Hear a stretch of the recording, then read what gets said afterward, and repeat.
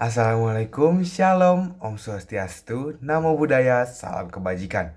Hai teman-teman, perkenalkan nama saya Immanuel Isai Christian. Saya berasal dari SMA Santa Maria 3. Teman-teman, kali ini saya akan membawakan materi tentang hukum dan HAM. Apa sih hukum dan HAM?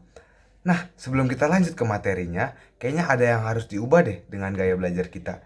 Bentar, aku ubah dulu ya. Oke, kita masuk ke pengertian hukum menurut beberapa orang. Hukum bisa dibilang adalah sebuah peraturan yang dibuat untuk mengatur tingkah laku manusia dalam suatu pergaulan di masyarakat, suatu tindakan di masyarakat, suatu perilaku yang ada di masyarakat. Nah, dari pengertian tersebut kita bisa tarik kesimpulannya nih.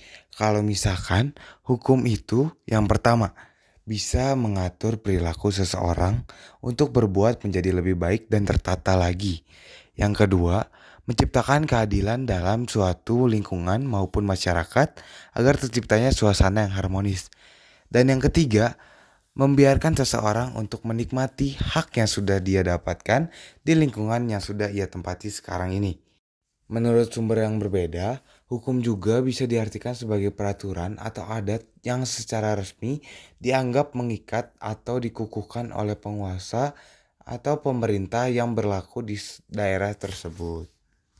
Masih membahas hukum, hukum itu dibagi dalam bentuknya itu menjadi ada dua. Ada hukum tertulis dan hukum tidak tertulis. Apa sih hukum tertulis? Hukum tertulis adalah hukum yang tercantum dalam berbagai peraturan negara. Umumnya, hukum tertulis itu bersifat kaku, tegas, dan menjamin kepastian dari hukumnya. Contoh dari hukum tertulis apa sih? Hukum tertulis itu memiliki contoh seperti undang-undang, perpres, perda, peraturan pemerintah, dan lain sebagainya. Yang kedua ada hukum tidak tertulis. Hukum tidak tertulis adalah norma ataupun peraturan yang tidak tertulis yang sudah digunakan oleh warga dalam kehidupan sehari-hari. Contohnya apa sih? Contohnya itu adalah hukum adat yang sudah menjadi kebiasaan orang-orang di sana untuk melakukan budaya-budaya yang telah dipercayai sebagai tradisi turun-temurun.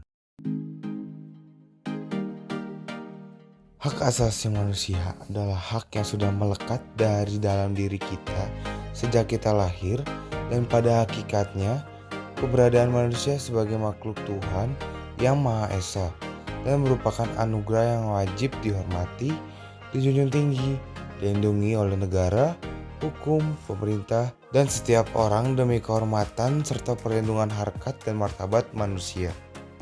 Contoh dari HAM sendiri adalah hak untuk hidup tenang, hak untuk memilih agama, kebebasan untuk dilindungi secara hukum, dan hak terbebas dari perbudakan.